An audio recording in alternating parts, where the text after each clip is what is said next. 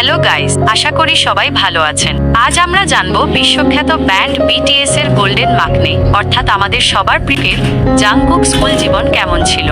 তার তারকা হয়ে ওঠার পেছনের গল্পটা কিন্তু বেশ দারুণ। তো গাইস, তোমরা যদি আমাদের চ্যানেলে একদম নতুন হয়ে থাকো তবে এখনই চ্যানেলটি সাবস্ক্রাইব করে পাশে থাকা বেল আইকনটি বাজিয়ে দাও। তো আর দেরি না করে চলো শুরু করা যাক। বিটিএস এর গোল্ডেন মাকনে জেওন জাংকুক। আজ তিনি বিশ্ববিখ্যাত গায়ক, কিন্তু এই সাফল্যের পেছনে রয়েছে এক কঠোর পরিশ্রমী ছাত্রের গল্প। তার স্কুল জীবন ছিল স্বপ্ন, সংগ্রাম আর ত্যাগের এক অনন্য সংমিশ্রণ। 1 সেপ্টেম্বর 1997 দক্ষিণ কোরিয়ার বুসান শহরে জন্ম নেন জাং। ছোটবেলা থেকেই তিনি ছিলেন শান্ত আর লাজুক, তবে ভীষণ মেধাবী। বুসানের একটি সাধারণ স্কুলে তার পড়াশোনা শুরু হয়। গান আর নাচের পাশাপাশি জাংকুক খেলাধুলায়, বিশেষ করে ফুটবলে খুব পারদর্শী ছিলেন। শিক্ষকরা বলতেন সে খুব একটা কথা বলতো না, কিন্তু নিজের দায়িত্ব পালনে ছিল অত্যন্ত মনোযোগী। জীবনের মোড় পরিবর্তন। মিডল স্কুলে থাকাকালীন জাংকুক গায়ক হওয়ার স্বপ্ন দেখতে শুরু করেন। 2011 সালে জনপ্রিয় টিভি শো সুপারস্টার কেতে অংশ নেওয়া ছিল তার জীবনের টার্নিং পয়েন্ট।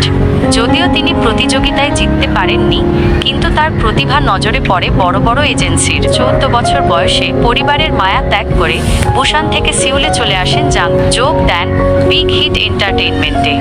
শুরু হয় এক নতুন জীবন। একদিকে স্কুলের পড়াশোনা, অন্যদিকে গভীর রাত পর্যন্ত কঠোর ট্রেনিং।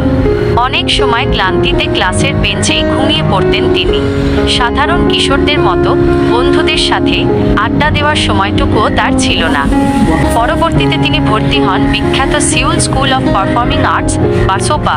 2013 সালে যখন বিটিএস মেম্বার হিসেবে তার ডেবিউ হয়, তখনও তিনি একজন ছাত্র।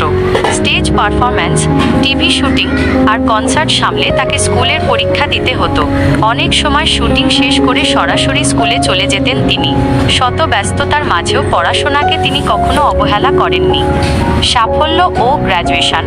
অবশেষে 2017 সালে জাংকুক সোপা থেকে গ্র্যাজুয়েশন সম্পন্ন করেন। সেদিন বিটিএস সদস্যরা বড় ভাইয়ের মতো তার পাশে থেকে আনন্দ উদযাপন করেছিলেন।